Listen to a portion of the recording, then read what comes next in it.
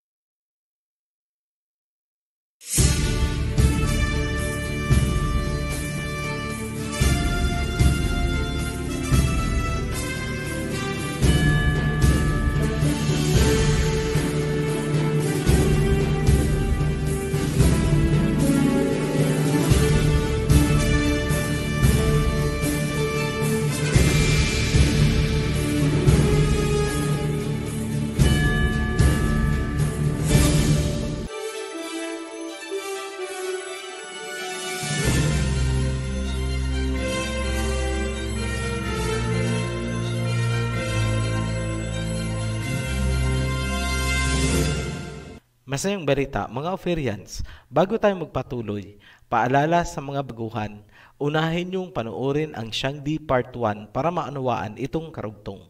Ipagpapatuloy natin dito ang Shangdi Part 2. Marami kayong makikitang definitions ng Shangdi mula sa mga Protestants, Jesuits, Christians, etc. Itong mga outsiders ang nagdudulot ng kalituhan sa totoong kahulugan ng Shangdi. Ngunit, makikita natin ang totoong kahulugan ng Shangdi sa invocations na ginagamit ng emperor sa panahon ng kanilang paghahandog. Bago natin talakayin ang tungkol sa paghahandog, nais naming klaruhin na ang Shangdi ay hindi po nauugnay sa paganism. Ngunit, pilit lang itong iniuugnay ng mga religions sa kanilang Christian belief and doctrines. Noong Ming at Shen Dynasty, ang Jesuit priest na si Matteo Ricci, sinimulan niyang i-apply ang concept or identity ng Shangdi sa Christian conception of God. Tila ba hina-hijack ang concept mula sa original Shangdi at inilalapat sa Christian doctrine. Dahil dyan, pumalag ang followers ni Confucius. March 19, 1715, naglabas ng edict si Pope Clement at sinabi niya na dapat Jianzhu at hindi Shangdi ang gagamitin ng mga Catholic sa China. Noong pumasok naman ang mga Protestants, ipinasok naman nila ang Shen or God bilang acceptable substitute sa Shangdi, meaning unti-unting matatabunan at mawawala ang Shangdi. Ngunit dahil sa pagiging communist ng China, napigilan ang tuluyang pagkakawala ng Shangdi.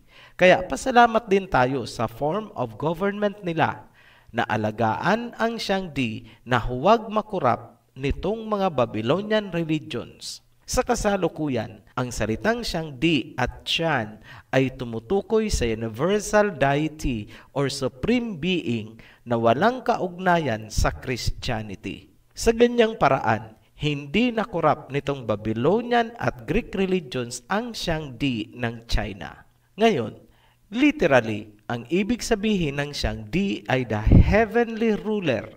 Matatagpuan yan sa recitations na ginagamit sa border sacrifice. Nasusulat din yan sa Statutes of the Ming Dynasty, AD 1368. Makikita mo lamang kung sino or ano talaga ang Shangdi para sa ancient China kung uunawain mo ang nilalaman ng kanilang invocation. Ganito siya nasusulat. Of old, in the beginning, there was the great chaos without form and dark. The five elements, planets, had not begun to revolve, nor the sun and moon to shine. You, O spiritual sovereign, first divided the grosser parts from the purer. You made heaven, you made earth, you made man. All things with the reproducing power got their being. Genesis chapter 1 po yan. Sa simula ay kadiliman at ang spirit ay nagpapalutang-lutang. Then, Nilikha niya ang kalangitan, ang mundo at ang tao. Yan po ay Genesis. Yan ang ginagamit na papuri ng emperor sa Shangdi. So, ano pala ang Shangdi para sa kanila? Creator. The Supreme Being. Yan ang totoong kahulugan kung ano ang Shangdi para sa ancient Chinese. Ngunit, ginagawan nitong mga Babylonian religion ng kakaibang definition upang palabasin na ito ay pagano. Sa madaling salita, lilituhin nila ang mga Chinese. Sasabihin nila na yang Shangdi ninyo ay pagano, lumipat kayo ng relihiyon sa amin. Sa tingin namin, ganyan din ang nangyari sa salitang Yahawa. Ginawa nilang Yawa, tapos sinabing sa demonyo daw. Marami po kaming comments na nababasa na ganyan ang sinasabi. Naklaro na natin na ang Shangdi para sa China ay sinasamba bilang creator of heavens and earth, isang spirit, the most powerful of all. Kung kaya nagpapatira pa sa kanya ang Chinese emperor. Yan ang buong essence ng pag-aalay nila ng handog na tinawag nilang border sacrifice. Itong border sacrifice ay isang magara, elaborate at solemn na seremonya na ginagawa ng emperor para sa Shangdi taon-taon. Sa seremonyang ito, nagpapatira pa ang emperor bilang pagpapasakop habang nire-recite naman ng orator ang ceremonial invocation. Kasunod niyan ang pag-aalay ng isang piniling calf na walang dungis o without blemish bilang burnt offering o sinunog na handog. Ngayon, China nga ba ang sinasabi sa hula ni Prophet Isaiah? Tingnan natin. Ginamit ni Prophet Isaiah ang mga Ethiopians bilang susi upang ilarawan at matukoy itong bansa na maghahatid ng handog sa Elohim. Lahat ng descriptions na ibinigay ni Prophet Isaiah ay tumutugma at nagtuturo sa China. Recap po natin. Una, ang ugnayan ng Ethiopia sa China. Yung masalimuot na pinagmulan. Hindi lingid sa atin kung ilang civil war ang pinagdaanan ng China bago nila naitayo ang kanilang bansa. Hindi rin lingid sa atin na ang Chinese ay inaapak-apakan at madalas na didiscriminate. Ngunit sa kabila ng lahat na yan, sila ay naging powerful at kinatatakutan. Ang lupain ay tumutugma din na sinasabing nahahati-hati ng mga ilog. Sa lingwahe, kakaiba ang lingwahe nila. Ngayon, inilarawan din ni Prophet Isaiah na ang mga tao ay matatangkad at may makikinis na balat. Lahat po yan nag-qualify ang China. Dalawang pamantayan na lang ang kailangan nating talakayin. Ayon kay Prophet Isaiah, may mga tatagpasin na mga sanga or shoots itong bansa. Ginawa ba yan ng China? May tinagpas ba sila? Sino ang tinagpas nila? Para maunawaan natin kung ano itong sinasabi na pagtatagpas na gagawin nitong bansa, may kailangan po tayong balikan. Sa mga napanood na ang bahaging ito, o kaya alam na ninyo itong bahaging ito, please bear with us. Para po ito sa mga baguhan na hindi napanood ang pagtatalakay natin tungkol sa Hebrew ancestry. Maiksi lang po ito. Simulan natin kay Eber. Si Eber ay descendant ni Shem na anak ni Noah. Si Eber ang pinakaama ng lahat ng Hebrews sa buong mundo. May dalawang anak itong si Eber, sina Peleg at Joktan. Mula kay Peleg ang Israel ni Jacob.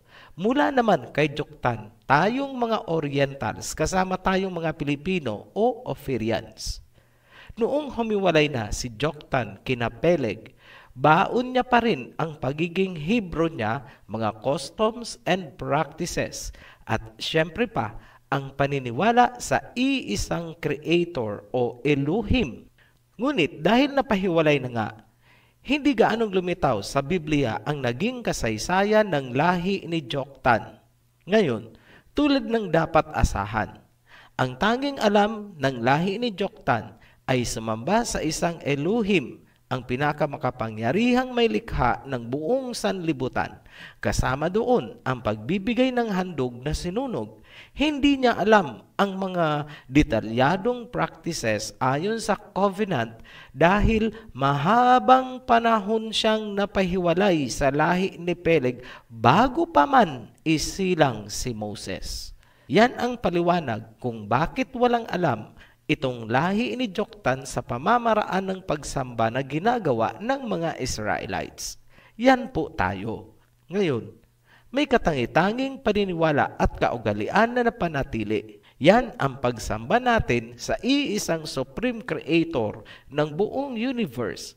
Sa China, tinatawag nila itong Shangdi. Nadiscover ng new generations ng mga Chinese na ganyan pala ang paniniwala ng kanilang mga ninuno. Natagpuan kasi nila ang mga archaeological artifacts at iba pang inscriptions sa temple. Yan ang nagbukas ng kanilang diwa. Ang Temple of Heavens na ginagamit ng kanilang ancient emperors para sa border sacrifice ang isa sa konkretong katibayan na ang kanilang mga ninuno ay sumasamba sa Shangdi. Yung paglitaw ng awareness ay nagresulta sa mga reenactments na ngayon ay nagiging attraction sa Temple of Heavens. Hindi nalalayo na itong mga reenactments na ito ay maging totohanan sa huling panahon. Bakit? Dahil ipinagmamalaki nila na ganyan pala sila noon. Mahal nila ang heritage at yan ay suportado, inaalagaan ng pamahalaang China. Sa ngayon, ongoing ang kanilang pagre-research tungkol sa Shangdi. Ongoing din ang pagpaparesearch para ma-revise ang Biblia. Ang pagkakadiscover tungkol sa Shangdi ay nataon sa panahon na marami ng foreign religions na nakapasok sa China. Ngunit, huwag niyong akalain na walang alam ang China kung paanong gumagalaw ang mga religions upang impluwensyahan ang gobyerno. Kung kaya, anong hakbang ang ginawa ng Chinese government? Tingnan natin kung tutugma ba sa salita ni Prophet Isaiah. Verse 5 hanggang 6, Isaiah chapter 18 pa rin. For before the harvest, when the blossoming is over, and the blossom becomes a ripening grape, he will cut off the shoots with a pruning knife, and tear away and remove the branches. They will all be left for the birds of prey on the hills, and for the wild animals of the land. The birds will spend the summer on them, and all the animals the winter on them. May mga tatagpasin siyang sanga or shoots at ipapatapon para sa mga birds and animals. Hahayaang mabulok winter hanggang summer. May ginawa ba ang China na pwedeng maging kahulugan ng sinabi ni Prophet Isaiah? Meron. Historical po yan. Tinagpas ng China ang mga foreign religions na pumapasok sa kanila. Pinademolish ang mga simbahan nitong mga religions habang ipinaparevive naman ng China ang tungkol sa Shangdi at ang pagpaparevise ng Biblia. Siyempre pa, sa paningin nitong mga nabubulagan, masama ang China. Kaliwat kanang pambabatikos ang ginawa nila. Lahat issues about human rights and religious freedom. Ngunit, ito ang tanong. Tama lang ba ang ginawa ng China? Para sa Ophirian, yes. Pinoprotektahan nila ang katotohanan at nais nila itong maibalik sa kanilang bansa. At ano ang posibleng sumunod na mga mangyayari? Verse 7, At that time, a gift will be brought to Yahweh of hosts from a people tall and smooth-skinned, a people feared far and near, a powerful nation with a strange language whose land is divided by rivers, to Mount Zion, the place of the name of Yahweh of hosts. Magdadala sila ng handog sa Mount Zion kung saan iluluklok ang pangalan ng Almighty Creator. It seems na muli nilang gagawin ang border sacrifice kasabay ng paglitaw ng tunay na Biblia na kanilang sinasaliksik at nire-revise sa kasalukuyan. Ito ay isang projective analysis ng Ophirian dahil sa mga nakikita nating pagtutugma-tugma ng mga pangyayari. Ngayon, habang ginagawa ng China ang mga paghahanda na yan, nangyaring na nga itong low-cost attack sa Ethiopia na maaaring magresulta doon sa taggutom. Hindi masasakluluhan ng China ang Ethiopia dahil naman sa kasalukuyan nitong crisis dahil sa coronavirus. Ang magkasabay na crisis sa dalawang bansa ay lihim na ikinatutuwa ng mga relihiyoso kuno. Pinarusahan daw. Matanong namin kayo, sa mga efforts na ginagawa ng China na maibalik ang katotohanan, sino sa palagay nyo ang kumakastigo sa kanila? Obvious, di ba? Ang kampon ng kadiliman. Hindi po ang Ama ang kumakastigo. Paano namin nasabi? Malinaw kasi ang sinabi ni Prophet Isaiah na magmamasid lamang ang Ama mula sa kanyang luklukan. I will take my rest, meaning hindi siya makikialam. Basahin natin verse 4. For Yahweh said unto me, I will take my rest, and I will consider in my dwelling place like a clear heat upon herbs, and like a cloud of dew in the heat of harvest.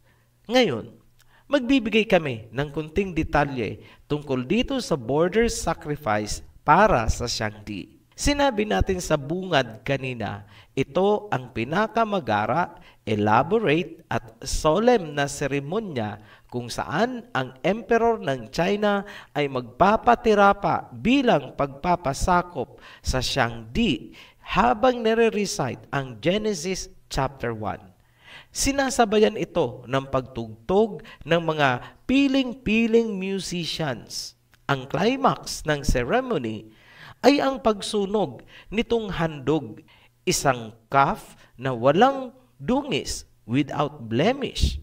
Pinangungunahan ng emperor ang paghahandog na yan taon-taon ayon sa lunar calendar. Isa na lang ang kulang, ang mag-glorify ang tunay na pangalan ng Ama bilang handog. Masasabi natin, 100% natupad ang Isaiah chapter 18. Yan po ang inaabang-abangan natin. Maaaring anytime soon o sa mga darating na taon. Ang nakikita lang natin ay papunta tayo sa pangyayaring yun. Sa susunod na video, tatalakayin namin ang isa pang misteryo na lalong magpapatibay ng identity nating mga Ophirians, tayo mga Pilipino bilang mga Hebreo. Nakapaloob yan sa pamusong Laguna copper plate. Ang nilalaman o inscriptions nitong Laguna copper plate ay naisalin. Bakit ginawa itong Laguna copper plate? Yun po ang hindi maipapaliwanag kung wala kang background sa Hebrew heritage ng mga Pilipino. Muli po kaming nagpapasalamat sa inyong patuloy na pagsubaybay at pagsuporta sa Ophirian Heritage Channel. Sa new subscribers, welcome to our heritage. Be blessed. Shalom. Maraming salamat po sa inyong pakikinig at panonood ng video ito. At kung kayo po ay may natutunan, paki-like and share na rin po. At nasa baba po ang ating link para po sa inyong mga komento. Salamat po.